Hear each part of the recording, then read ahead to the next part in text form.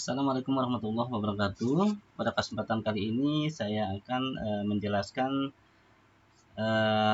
terkait tentang sistem informasi manajemen persediaan, yang mana di sini saya khususkan hanya sampai dengan pembuatan kamus data, dimulai dari flowchart, lalu dilanjutkan dengan diagram konteks dan diagram zero. Selanjutnya ada unnormal form, post normal form, second normal form, third normal form, dan IRD. Lalu ada HIPO atau hierarki input, proses output, dan kamus data. Jadi untuk yang pertama terkait flowchartnya ya.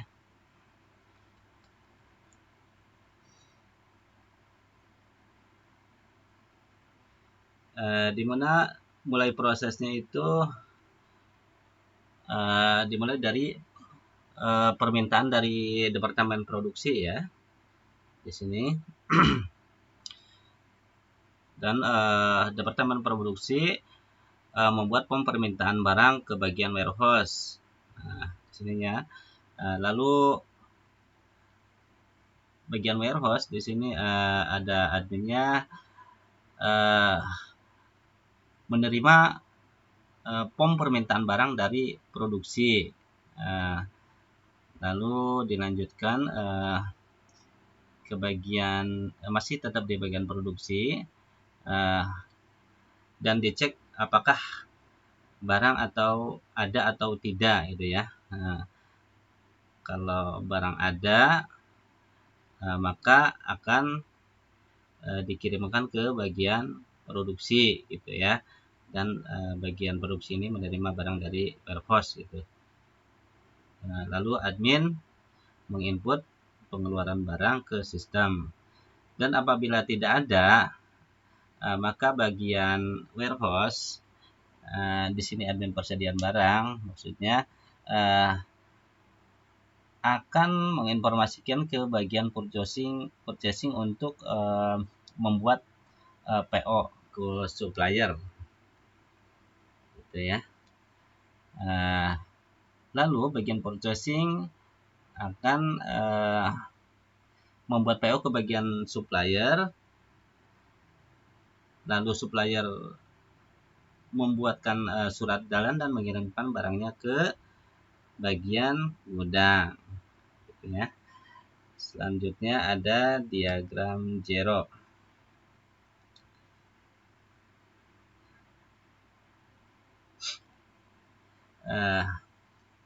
Di sini ada beberapa elemen diantaranya yaitu warehouse, purchasing, gudang, produksi, dan supplier ya.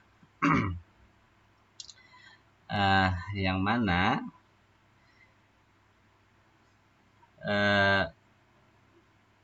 warehouse mendapatkan informasi rekap persediaan barang atau notifikasi stok minimum.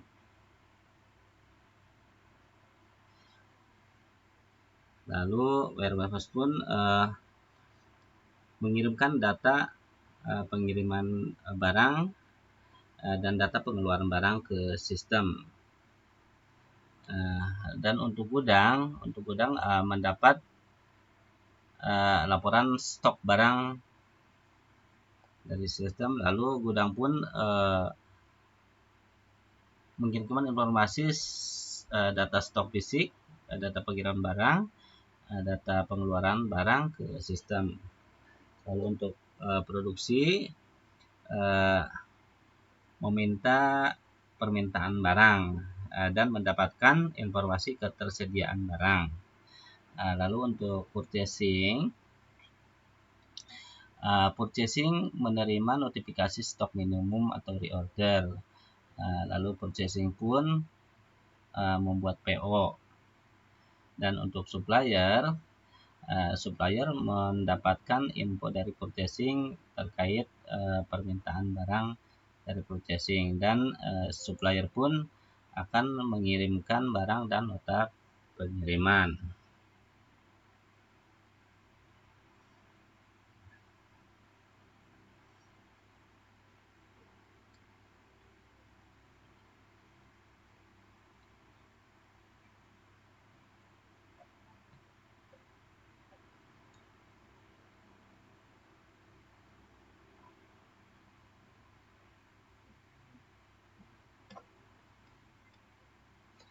Lanjut ke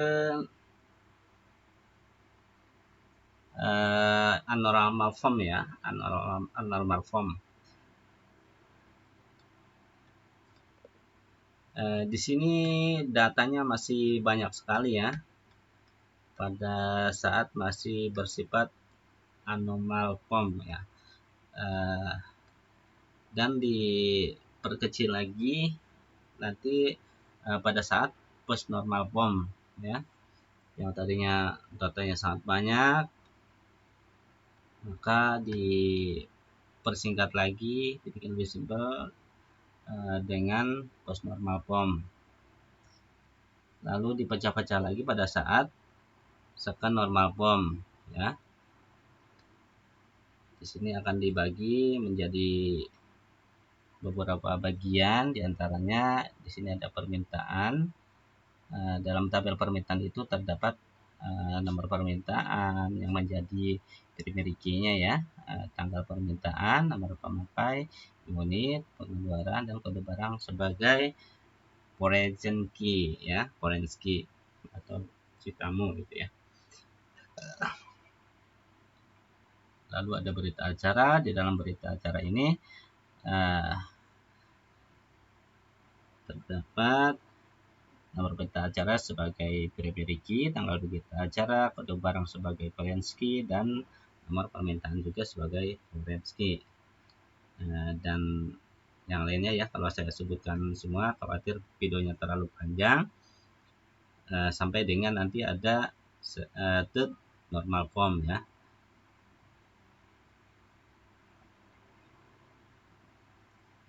Di dalam third normal form ini sudah menjadi lebih rapi lagi ya. Yang tadinya pada saat second normal form tidak kelihatan alurnya dari mananya nih, pada di saat third normal form ini akan menjadi lebih jelas lagi seperti itu ya.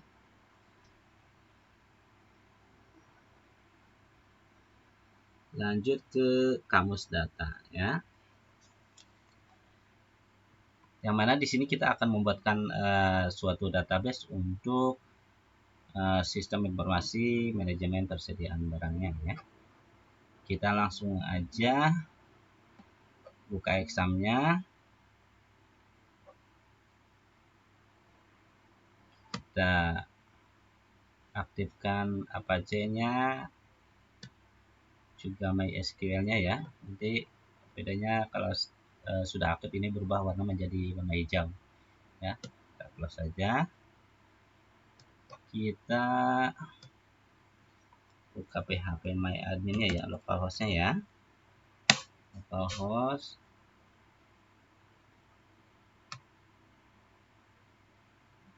Lalu kita buatkan database-nya db persediaan ya, db persediaan.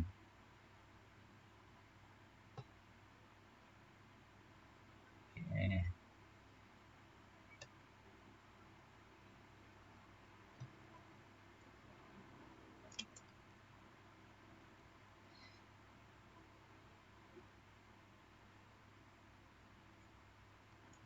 Kita coba buatkan dulu untuk tabel permintaannya ya. Jadi di dalam database persediaan itu ada macam-macam tabel ya, tabel permintaan, tabel barang, tabel ketersediaan barang, tabel barang keluar, tabel berita acara, data delivery order, pengajuan, tabel struktur data, tabel purchase order, data supplier, data dan barang masuk, dan lain sebagainya ya.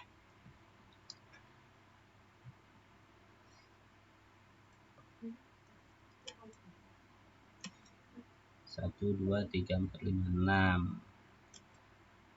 kolom.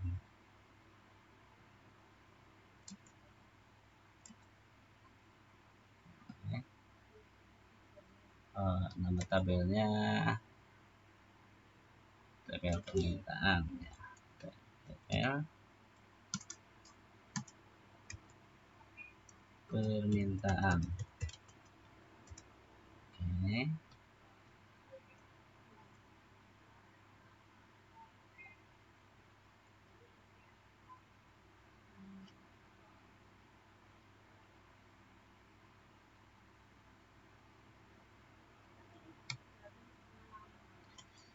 Dimana dalam tabel permintaan ini ada nomor permintaan,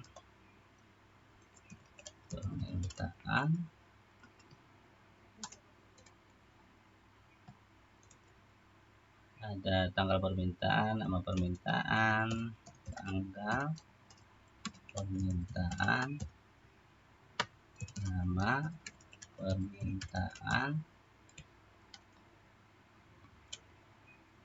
unit keperluan kode barang, unit keperluan kode barang,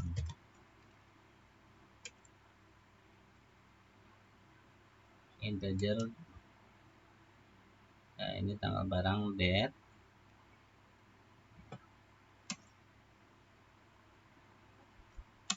parcel,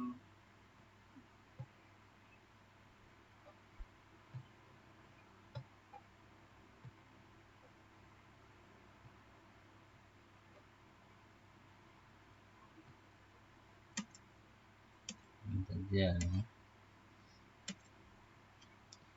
volume 11, nilainya 11, 25.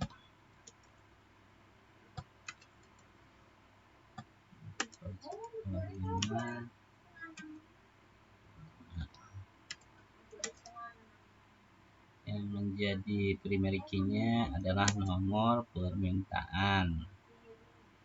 Nomor permintaan kita jadikan primary key.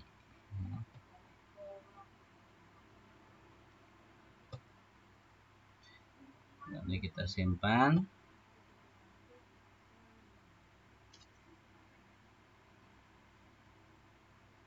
Dan kita sekarang sudah punya satu tabel dalam database persediaan barang ya, yaitu tabel permintaan. Ya.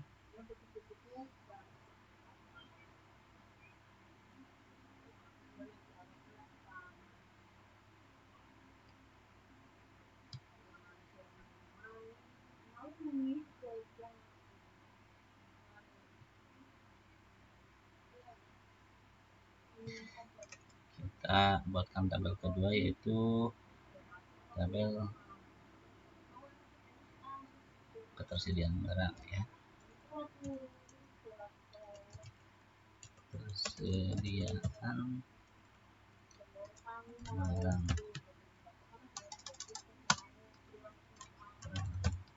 ya.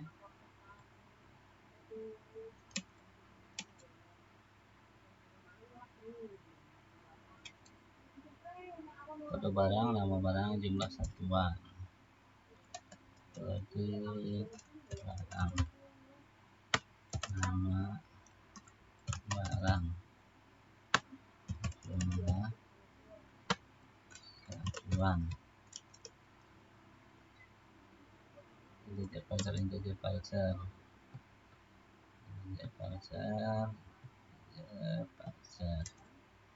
525, 520, 5, 25, 5, 20.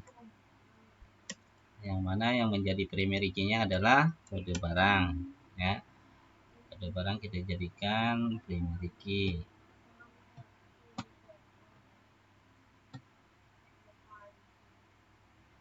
Kita simpan. Sekarang kita sudah mempunyai dua tabel, yaitu tabel permintaan dan tabel persediaan barang. Lalu kita buatkan tabel selanjutnya, yaitu tabel barang keluar ya. Tabel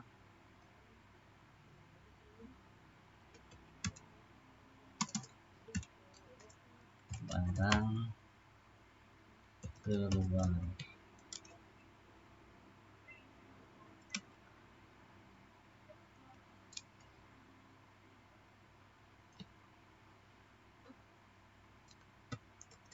mana di dalam tabel barang keluar ini terdapat nomor barang keluar, nomor barang keluar,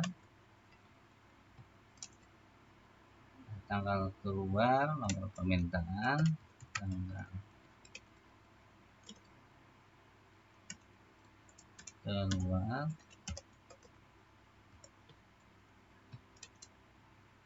nomor permintaan dan kode barang.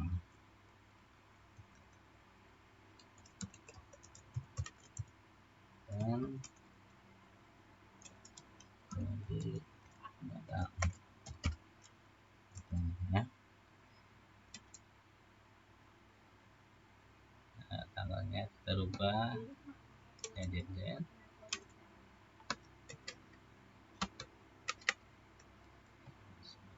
Nah, yang mana nomor barang keluar ini kita jadikan foreign key nantinya ya. Kita jadikan foreign key, kita simpan saja.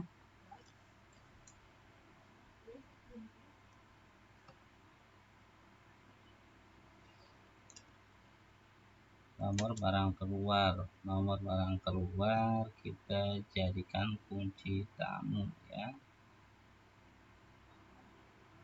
Oke. Lalu nomor permintaan juga sama, kita jadikan foreign key.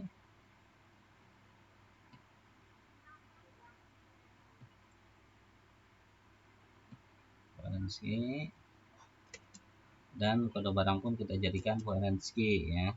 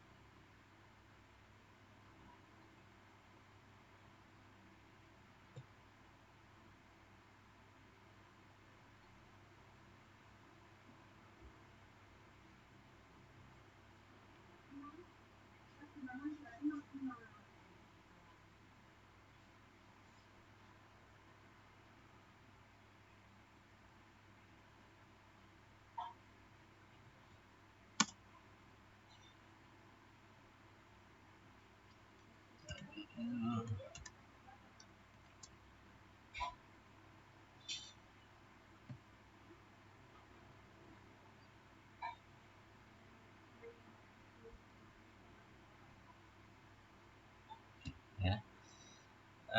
Lalu kita buatkan tabel selanjutnya yaitu tabel berita acara ya. Kita coba buatkan tabel berita acara, tabel berita acara ya. Di mana dalam tabel berita acara ini terdapat nomor berita acara, tanggal berita acara,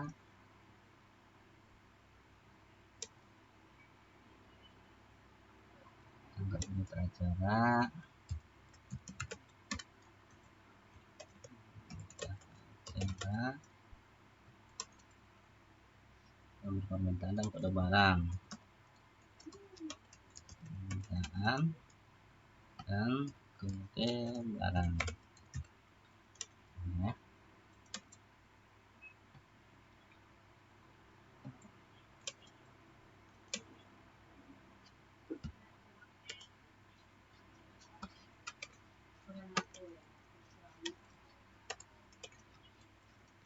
Mana nomor berita acara kita jadikan primary key.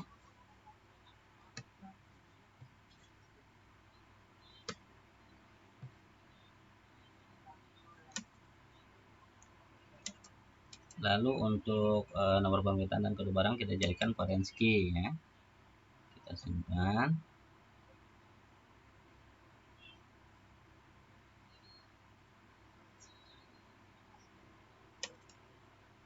nomor permintaan dan kode barang kita jadikan foreign key. Oke, kode barang next foreign key. Oke. Sekarang kita sudah mempunyai 4 tabel. Lalu tabel selanjutnya adalah tabel data DO, data DPR order, tabel TBL DO aja ya, DPR order seperti ya.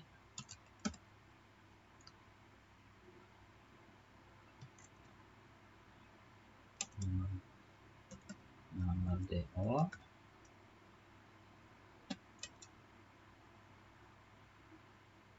tanggal DO, nomor permintaan,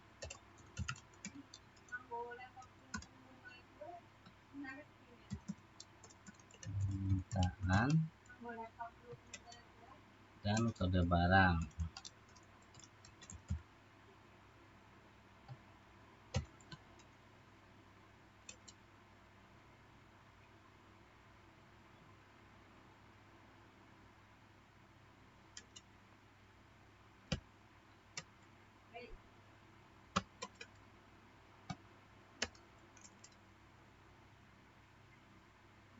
Ini untuk tanggal kita pakai tab. Yang mana untuk nomor DO kita jadikan primary key ya. Primary key.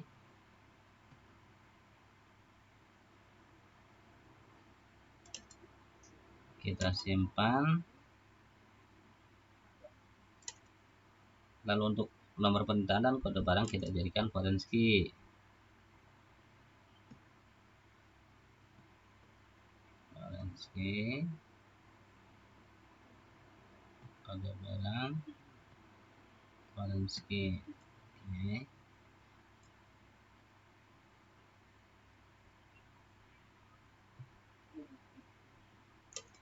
Tabel selanjutnya yaitu tabel pengajuan ya, TBL pengajuan. Maaf, TBL pengajuan. Oke. Dimana dalam tabel pengajuan ini ada nomor pengajuan, nomor pengajuan,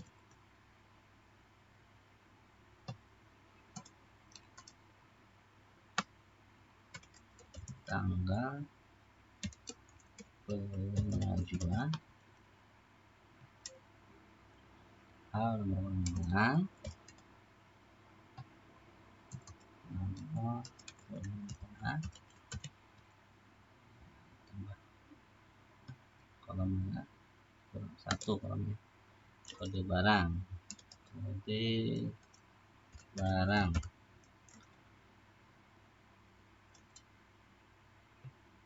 tanggal kita bikin teruskan.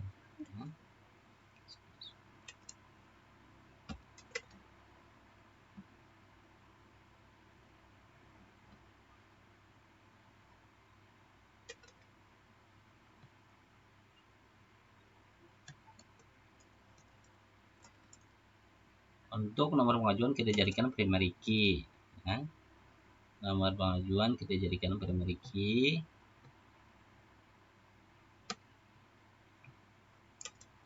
Dan untuk nomor permintaan dan kode barang kita jadikan foreign key. Kita simpan. Lalu nomor permintaan dan kode barang kita jadikan foreign key.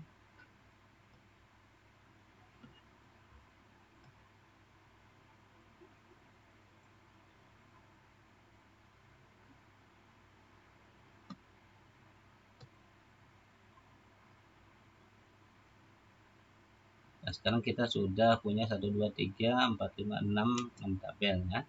Lalu tabel selanjutnya ada tabel data purchase order ya. Kita buatkan tabel baru lagi, TBL PO ya. Mana di sini ada nomor PO, tanggal PO, tanggal PO,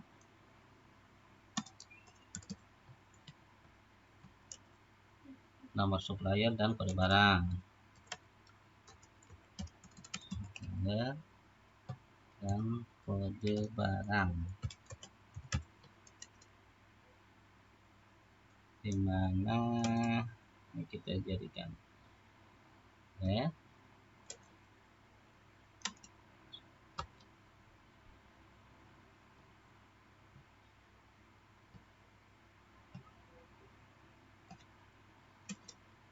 Nomor PO kita jadikan primary key ya.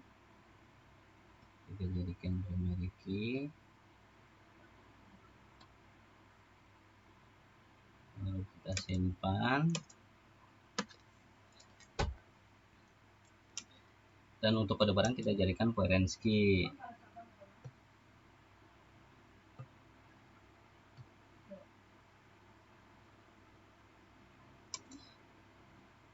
Tabel selanjutnya yaitu tabel data supplier. Kita buat tabel baru lagi, yaitu tabel supplier ya. Tabel supplier, dimana dalam tabel supplier ini terdapat kode supplier, tanggal penawaran, ya, tanggal penawaran,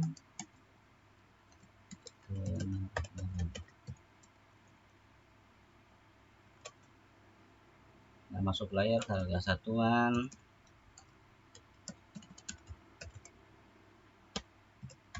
harga satuan, tambah kolom satu lagi ya, kurang kolomnya, dan jumlah harga,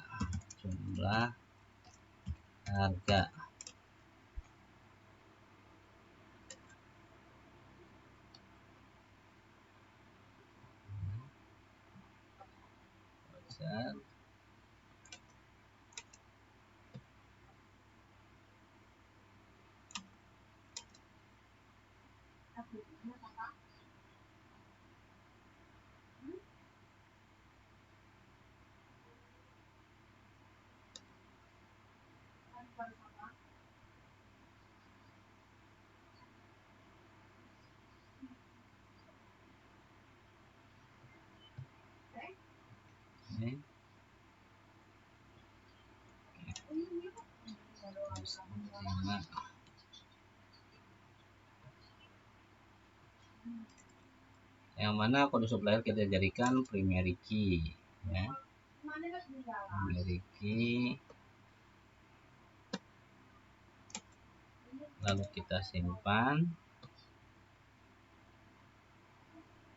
Dan sekarang kita sudah mempunyai tabel 1 2 3 4 5 6 7 8 9 ya, udah punya 9 tabel. Lalu di sini ada tabel barang masuk ya. Kita buatkan tabel baru lagi, yaitu tabel barang masuk. TBL barang masuk ya. Mana dalam tabel barang masuk ini ada nomor barang masuk, nah,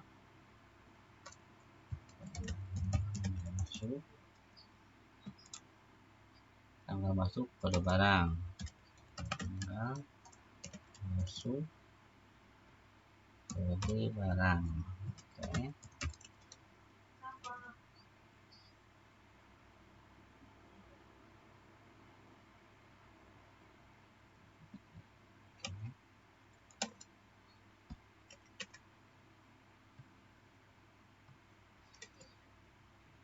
Tanggal barang masuk kita jadikan primary key ya.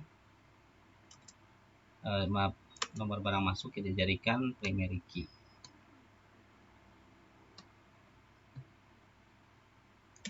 Lalu untuk kode barang kita jadikan foreign key ya. Kita simpan dahulu.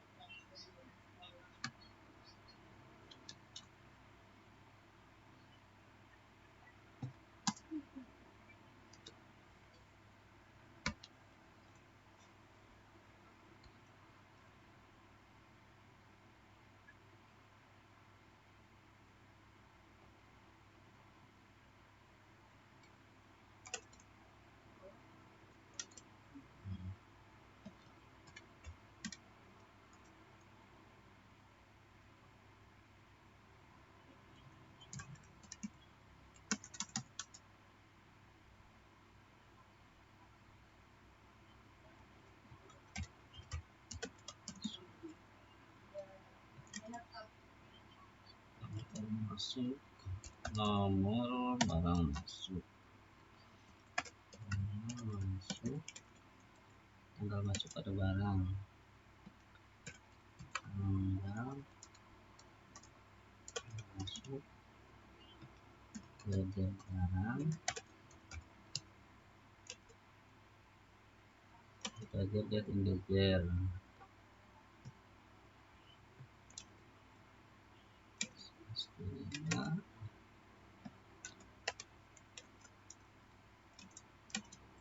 kita jadikan memiliki,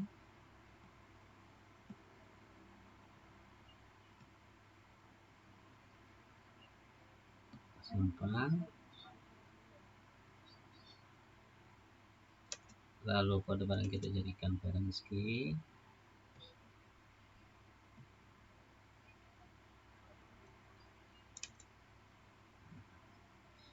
sini terakhir ada awal pembayaran ya.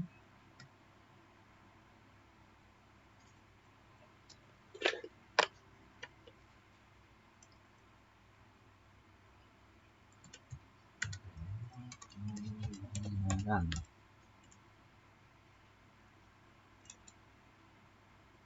nomor pembayaran, tanggal pembayaran, pembayaran,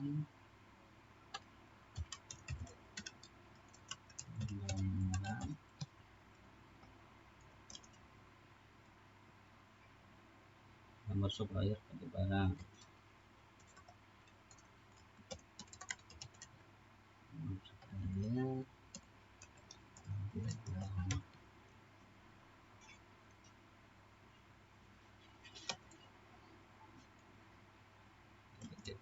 barang.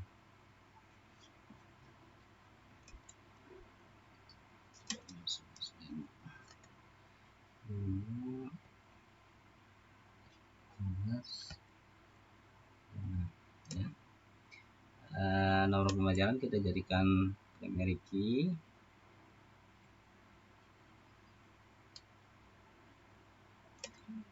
lalu nomor supplier dan kode barang kita jadikan parent key ya. Simpan dulu,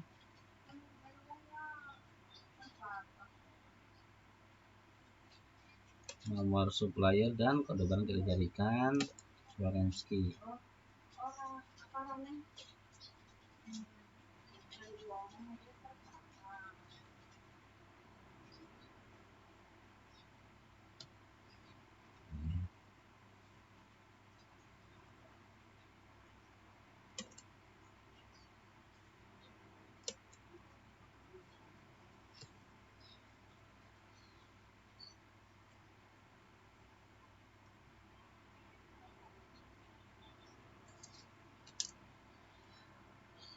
Sekian saja video